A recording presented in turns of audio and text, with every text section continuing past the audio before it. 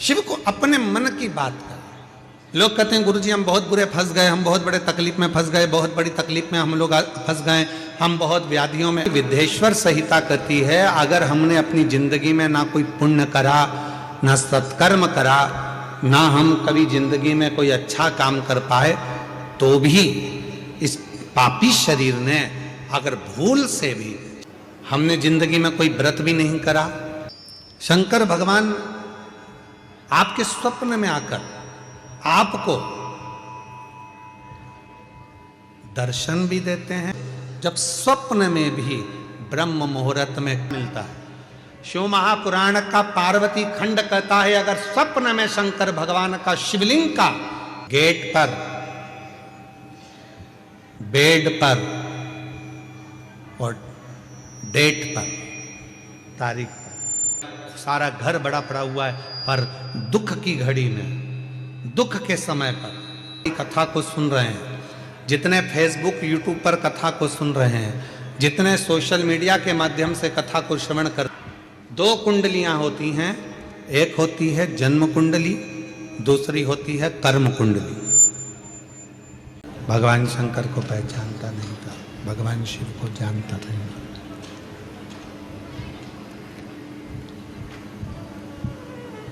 ब्राह्मण के घर में उसका जन्म हो गया, ब्राह्मण के कुल में वो जन्मा, ब्राह्मण के घर में उसका जन्म हुआ, पर ब्राह्मण कर्म वो कभी ना कर पाए। ऐसे संसार में ना जाने कितने लोग हैं जो अच्छे घर में जन्म लेने के बाद भी अच्छा कर्म नहीं कर पाते।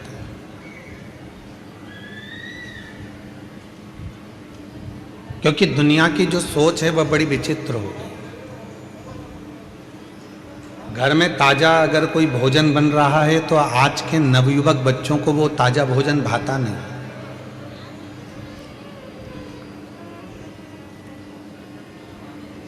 घर में अच्छा पकवान बन रहा है, घर के अंदर अच्छा भोजन बन रहा है, तो घर के लोगों को, घर में रहने वाले नवयुवक बच्चों को, बेटाओं को, घर की बहुओं को, घर की बेटियों को, घर के पोते को, घर की पोतियों को वो भोजन भाता नहीं।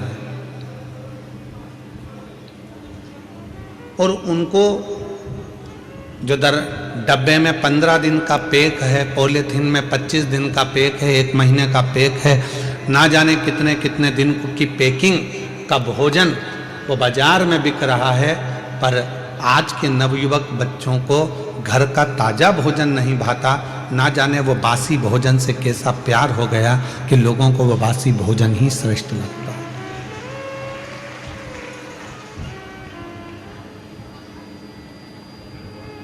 अब वो कैसा हो गया, अच्छा है नहीं है,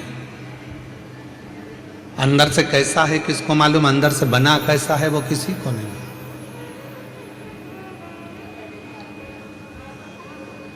हम कई बार दूसरों को देखते हैं कि वो बताओ कितना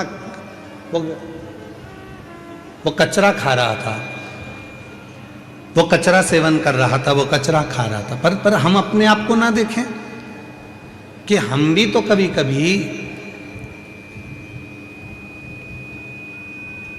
कोई ऐसा भोजन ग्रहण कर लेते हैं वो कचरे से भी बदतर होता है।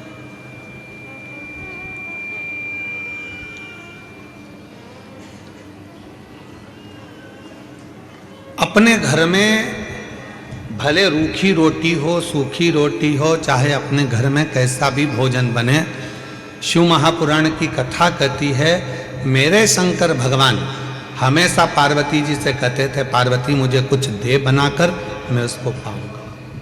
और आकड़िया की रोटी बनाई, काकड़िया की साग, और परसे माता पार्वती जी पावे भोलानाथ। अपने घर में जो पकवान बने, अपने घर में जो भोजन बने, अपने घर में जो भाव हो, अपने घर में जैसा भाव हो उसको ग्रहण करिए। दूसरे का ठाठ देखकर अगर अपनी जिंदगी को जियोगे तो वो श्रेष्ठता में नहीं जी पाओगे। दूसरे का वैभव देखकर अगर अपनी जिंदगी को जियोगे तो सहजता में नहीं जी पाओगे। जो परमात्मा ने आपको और हमको दिया है, जो भगवान ने आपको और हमको दिया है, उसको देखकर बस उसमें खुश रहकर, उसमें आनंद की जिंदगी जीकर, उसमें श्रेष्ठता धारण कर कर जैसा जीवन हम जिएंगे वो जीवन हमारे लिए श्रेष्ठ है, वो जीवन हमारे लिए आनंदित है। देवराज नामक का ब्राह्मण कुल में जन्म ले लिया, ब्राह्मण के घर में जन्म ले लिया, पर ब्राह्मण कर्म नहीं कर पाए।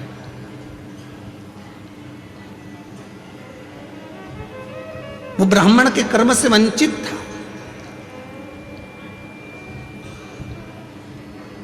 ना कभी भगवान शंकर के मंदिर गया, ना कभी भगवान शंकर के शिवालय गया, ना कभी भगवान शंकर के देवालय गया, ना किसी देवी देवता के दरवाजे पर गया, ना किसी संत के पास बैठा, ना कभी साधु के पास, ना कभी तपस्वी के पास, ना कभी संत साधु सन्यासी साधक उपासक किसी के पास नहीं बैठा, किसी के पास।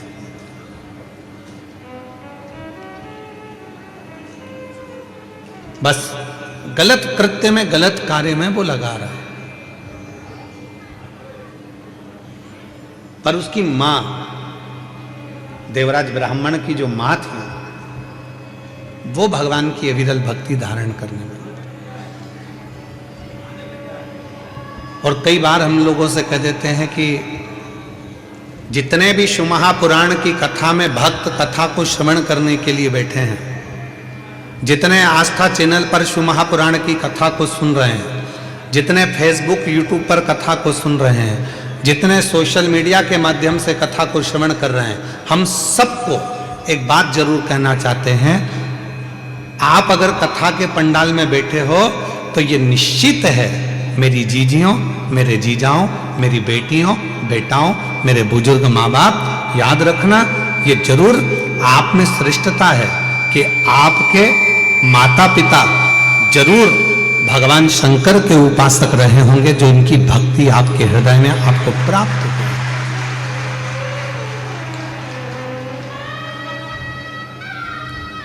बिना शिव भक्ति के कुछ प्राप्त। आपको अपनी कोख में रखा 9 महीना और फिर जन्म दिया और अच्छे संस्कारों से पाला, उसको भी धन्यवाद देना कि आज शिव महापुराण की कथा में तेरी कृपा से बैठी। अगर मैं शिव महापुराण की कथा में अगर आज बैठी हूं तो तेरी कृपा से बैठी। अच्छा संस्कार मुझे दिया तो मैं यहां पहुंच गई, अच्छी बातें मुझे दी तो मैं यहां पहुंच गई। अगर मेरे अंदर अच्छा संस्कार नहीं होता, श्रेष्ठ विचार नहीं होते, तो मैं शिव महापुराण की कथा में भी पहुंच नहीं पाता।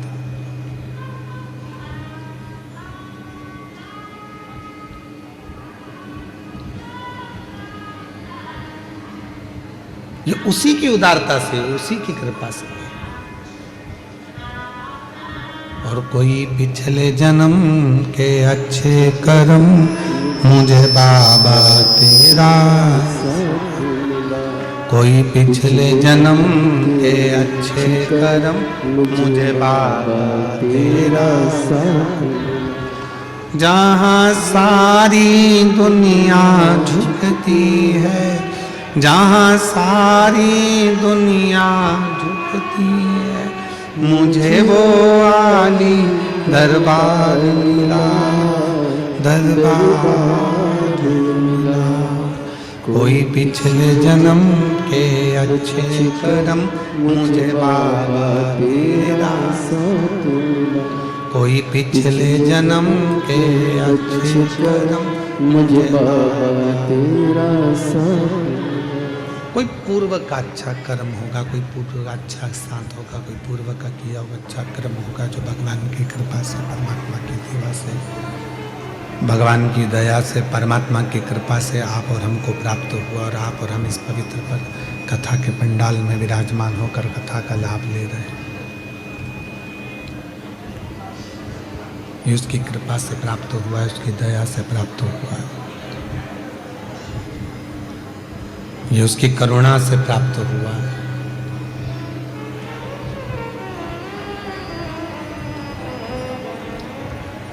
गया देवराज एक दिन चोरी करने के लिए, शंभो शंभो, गया देवराज एक दिन चोरी करने के लिए।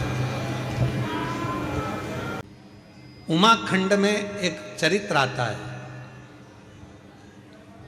जब माता पार्वती जी तप करते करते करते करते करते करते माता पार्वती के बहुत वर्ष निकल गए और पार्वती भगवान शंकर को प्राप्त करना चाहती थी, तो पार्वती के प्रसंग को हम देखें उमा खंड में तो वर्णन आता है कि शिव जब करुणा करना चाहते हैं, जब शंकर भगवान आपको स्वीकार करना चाहते हैं, तो सबसे पहला झंडी किस रूप में दिखाते हैं? तो कहा शंकर भगवान स्वयं आपके स्वप्न में आकर,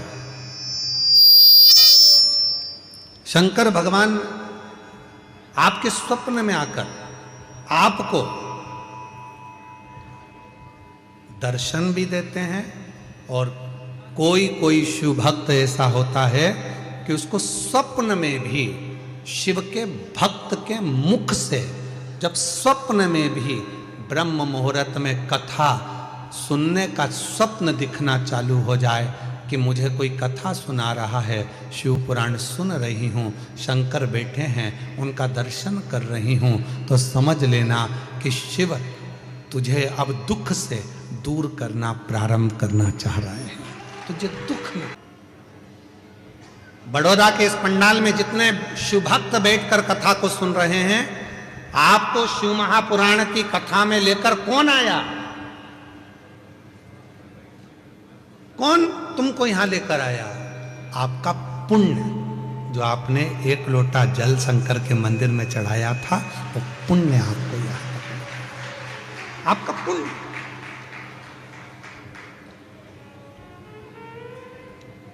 कई लोग पत्रिका दिखाने जाते हैं, कहते हैं महाराज जी बताओ इसमें राजयोग कितना है, राजयोग कितना है, बताओ हमारा भाग्य कैसा होगा, हमारा भविष्य कैसा होगा। ढेरों लोग ज्योतिष आचार्य जी के पास में जाते हैं और पूछते हैं कि हमारा भविष्य कैसा होगा, हमारा राजयोग कैसा होगा। हमारा निवेदन है, आज तक कोई ऐसा हाथ दिखाने वाला नहीं मिला, कोई आज तक ऐसी पत्रिका दिखाने वाला नहीं मिला जिसने किसी ज्योतिष आचार्य से जाकर पूछा हो कि बताओ कि राजयोग नहीं, ये बताओ कि मेरे राम का दर्शन कब होगा, मेरे शिव का दर्शन कब होगा, मेरे कृष्ण का दर्शन, क्या मेरे भाग्य में राम योग लिखा है? राजयोग नहीं, मेरे हाथ की रेखा में क्या राम का दर्शन लिखा है? मेरे हाथ की रेखा में क्या भगवान का दर्शन लिखा है? मेरे पत्रिका में, जन्म पत्रिका में क्या शिव का भक्ति लिखी है? क्या मेरी जन्म पत्रिका में भगवान शंकर की भजन लिखा है? क्या मेरी जन्म पत्रिका में क्या शिव की भक्ति लिखी है?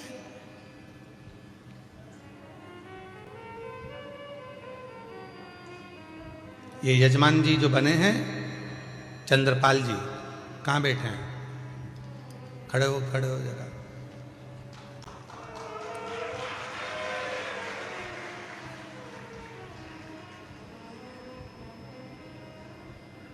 जब महेश बंसल जी, ये महेश बंसल जी हैं, महेश बंसल जी ने जब हमको कल कहा कि गुरुजी मुख्य यजमान ये चंद्रपाल जी हैं, महेश बंसल जी आप कल बोले कि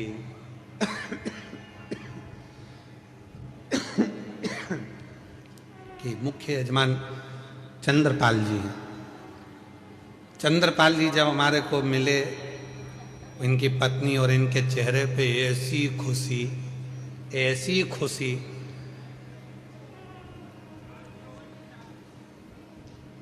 शाल की ट्रे रखी थी बाजू में, वो भी ध्यान में नहीं, पानी का लोटा ध्यान में नहीं, थाली ध्यान में।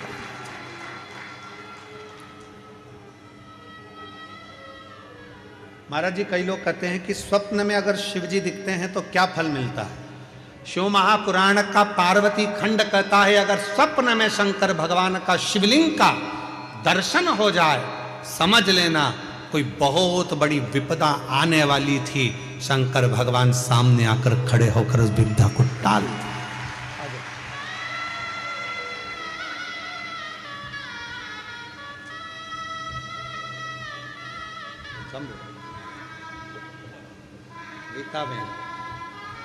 गीताबेन बड़ौदा से पहले आंसू पोछो, आंसू पोछो पहले। शंभू वो दिल में भर दे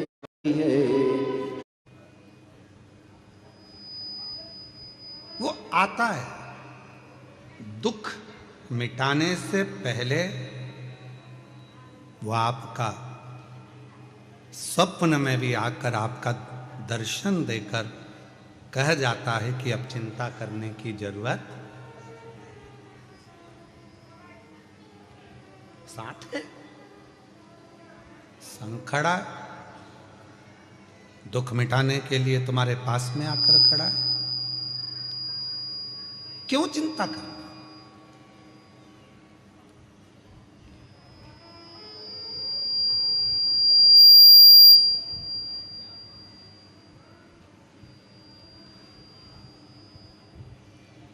किस बात की चिंता करना?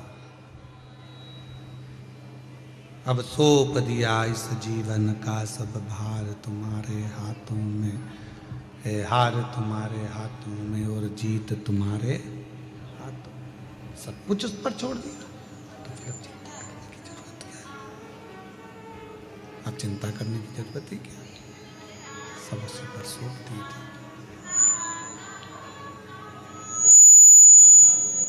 जब भक्ति की प्रबलता होती है, विश्वास दृढ़ होता है, भरोसा दृढ़ होता है, विश्वास दृढ़ होता है, भक्ति प्रखर होती है, तब शिव करुणा जरूर करते हैं। इसलिए कहा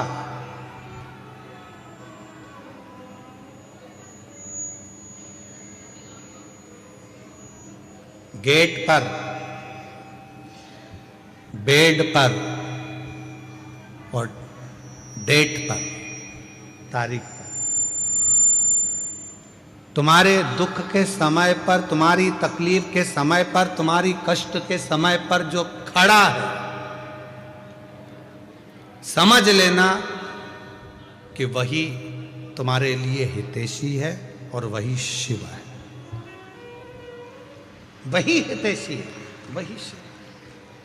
परिवार बहुत बड़ा है, रिश्तेदार बहुत सारे हैं, पूरा कुटुंब भरा पड़ा है, पूरा घर भरा पड़ा हुआ है, पूरे नातेदार रिश्तेदार कुटुंबी परिवार, नाते रिश्ते कुटुंब परिवार ढेर भरा पड़ा हुआ है, सारा घर बड़ा पड़ा हुआ है। पर दुख की घड़ी में, दुख के समय पर, तकलीफ की घड़ी में कोई बहुत बड़ा कष्ट आकर खड़ा हो गया और बहुत बड़ी तकलीफ आकर खड़ी हो गई, और उस दुख की घड़ी में अगर दरवाजे पर कोई अपना आकर खड़ा हो जाए तो समझ ले रिश्तेदार वही है जो दुख की घड़ी में हमारे गेट पर खड़ा।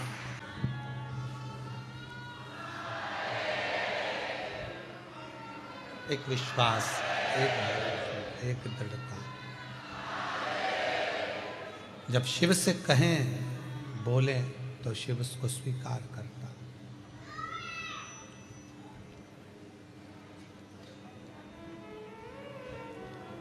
गेट, बेड और डेथ,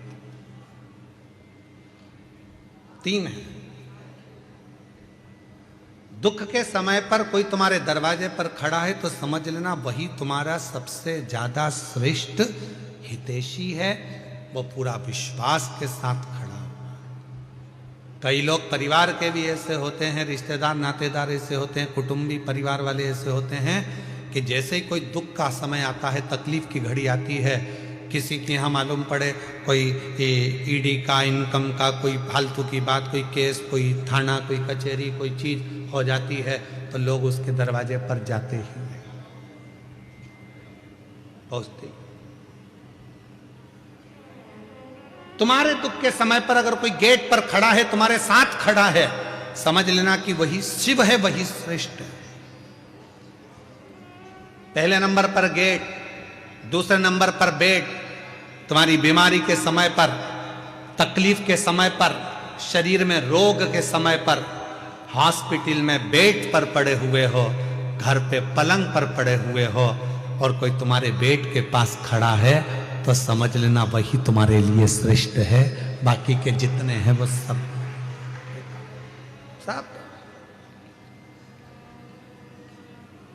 श्रेष्ठ वही है।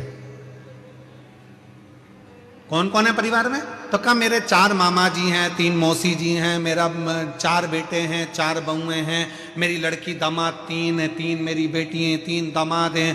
अच्छा शांत होगा, कोई पूर्व का किया हुआ अच्छा कर्म होगा जो भगवान की कृपा से, परमात्मा की दया से, भगवान की दया से, परमात्मा की कृपा से आप और हमको प्राप्त हुआ और आप और हम इस पवित्र पर कथा के पंडाल में विराजमान होकर कथा का लाभ ले रहे हैं।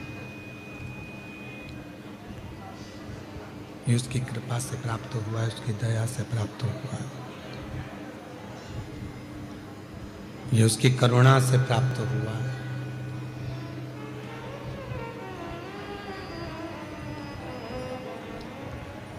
गया देवराज एक दिन चोरी करने के लिए, शंभो शंभो, गया देवराज एक दिन चोरी करने के लिए, और चोरी का धन लेकर आ रहा था तो कहां जाऊं, शरीर में ताप पड़ गया।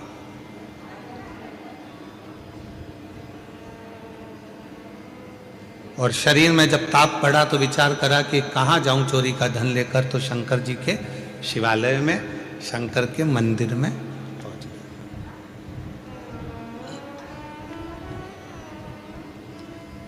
एक बात शिव महापुराण की कथा बहुत अच्छी कहती है। झूठ बोल ली है, कोई बात नहीं। जिंदगी में कपट हो गया, कोई बात नहीं। जीवन में अपने से पाप हो गया, कोई बात नहीं।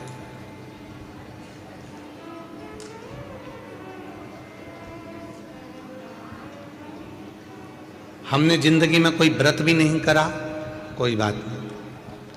हमने जीवन में कोई दान भी नहीं करा, कोई बात नहीं। हमने जीवन में कोई सत्कर्म भी नहीं करा, कोई बात नहीं। शिव महापुराण की विद्धेश्वर संहिता कहती है, अगर हमने अपनी जिंदगी में ना कोई पुण्य करा, ना सत्कर्म करा, ना हम कभी जिंदगी में कोई अच्छा काम कर पाए, तो भी इस पापी शरीर ने अगर भूल से भी शंकर भगवान को 1 लोटा जल चढ़ा दिया, तो हमें सारे पुण्य, सारे तप, सारे यज्ञ, सारे अनुष्ठान, सारी साधना का पुण्य फल प्राप्त होना चालू हो जाता है।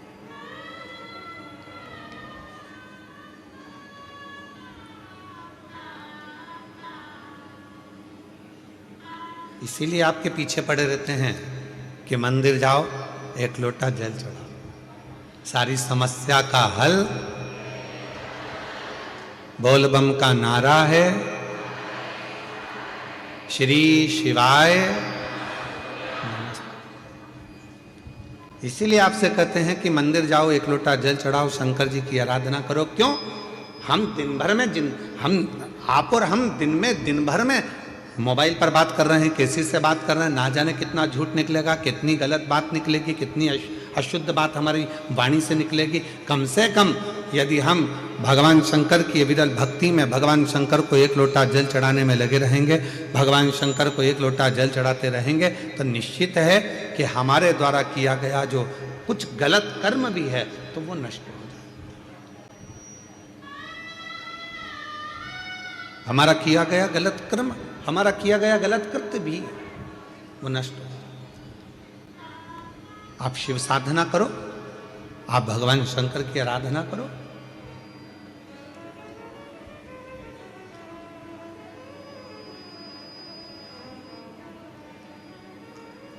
दो कुंडली होती है,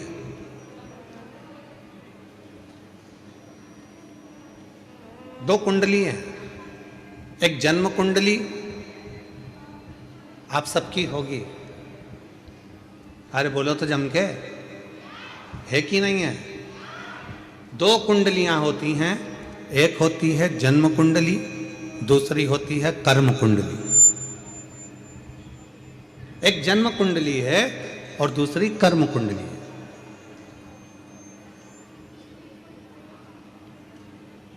जन्म कुंडली केवल आपका भाग्य बताए। जन्म कुंडली का काम है आपका भाग्य बताना, जन्म कुंडली का काम है आपका भाग्य बता देना, दर्शा देना। पर इस जन्म कुंडली से भी बड़ी अगर कोई कुंडली होती है तो वो होती है हमारे कर्म की कुंडली, आपने अच्छा कर्म करना चालू कर दिया, मेहनत करना चालू कर दी, तो जन्म कुंडली में भले राजयोग ना लिखा हो, पर आपने अगर मेहनत करी है तो राज सिंहासन पर तो बैठ कर ही रह गए।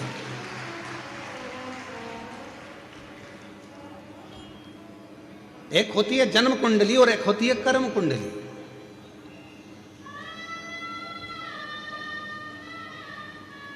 और जितने भी संसार के लोग हैं ना, सबसे पहले अपनी जन्म कुंडली लिखाते हैं। महाराज जी जरा देख के बताओ ना हमारा भाग्य कैसा है। अब महाराज जी ने बता दिया कि तुम्हारे भाग्य में तो राजयोग है ही नहीं, तुम्हारे भाग्य में तो ये लिखा है, तुम्हारे भाग्य में तो वो लिखा हुआ है। तो हमारा निवेदन है, दुनिया के महाराज ने तुम्हारी कुंडली देखकर भले बेकार बता दिया हो, दुनिया के महाराज ने तुमसे कह दिया हो कि तुम्हारी कुंडली में राजयोग नहीं है, दुनिया के महाराज ने तुमसे कह दिया हो कि तुम्हारी कुंडली में शनि आकर बैठ गया हो, दुनिया के महाराज ने तुमसे कह दिया हो कि तुम्हारी कुंडली में मंगल आकर बैठ गया, तुम्हारी कुंडली बेकार है, तुम्हारा राजयोग नहीं है, तुम्हारी जिंदगी में ये दुख है, तुम्हारी जिंदगी में ये तकलीफ है, तुम्हारी जिंदगी में ये कष्ट है।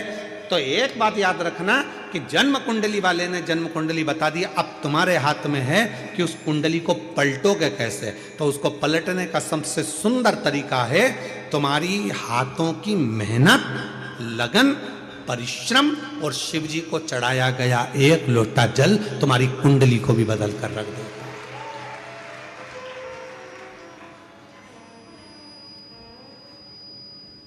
अब तुम मेहनत ही ना करो और सोचो कि मेरा भाग्य ही बेकार है। मैंने तो पत्रिका दिखाई थी, मैंने कुंडली दिखाई थी, उसमें तो महाराज जी ने बता दिया था कि मेरी कुंडली में अच्छा योग ही नहीं है। तो फिर आप घर पर आकर बैठ गए, फिर आपने कोई कर्म नहीं करा, तो फिर वो कुंडली अपना असर करे।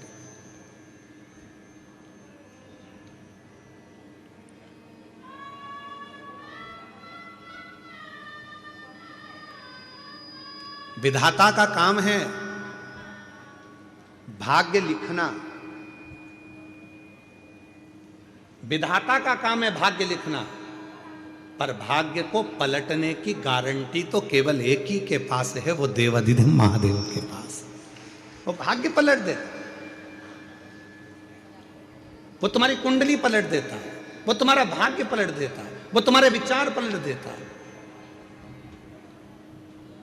आप लोग इतनी संख्या में आए हो, हमको उम्मीद नहीं थी कि कथा के पहले दिन ये सारे इतने बड़े बड़े पंडाल पहले दिन ही भरा जाएंगे, हमको नहीं था।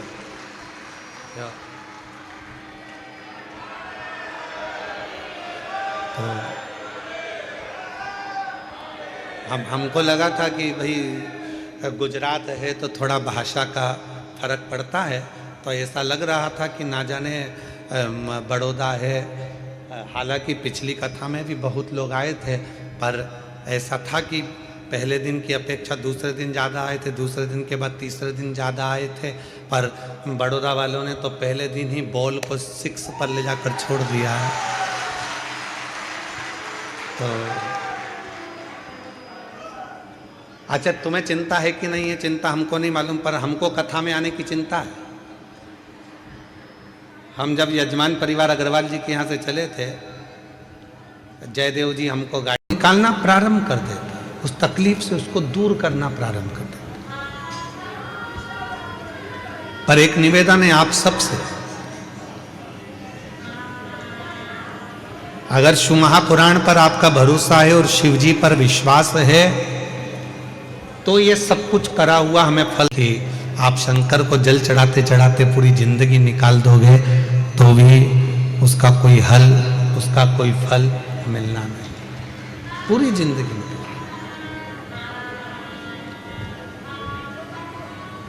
आप दिल से उसको निवेदन करो, प्रार्थना करो, वो तेरा ही दिया मैंने। जो आप शिव जी को जल चढ़ा रहे हो, भगवान शंकर को जल चढ़ा रहे हो, शिव जी से विनय कर रहे हो, निवेदन कर रहे हो, विनय कर रहे हो, विनती कर रहे हो, वो चढ़ाया गया जल एक ना एक दिन आपकी जिंदगी को पलट कर जरूर रखेगा, ये निश्चित है। जो चढ़ा, जो शंकर भगवान को जल चढ़ा रहा है, जो शिव जी को जल समर्पित कर रहा है, वो आपका जीवन बदल कर रहा है, ये निश्चित।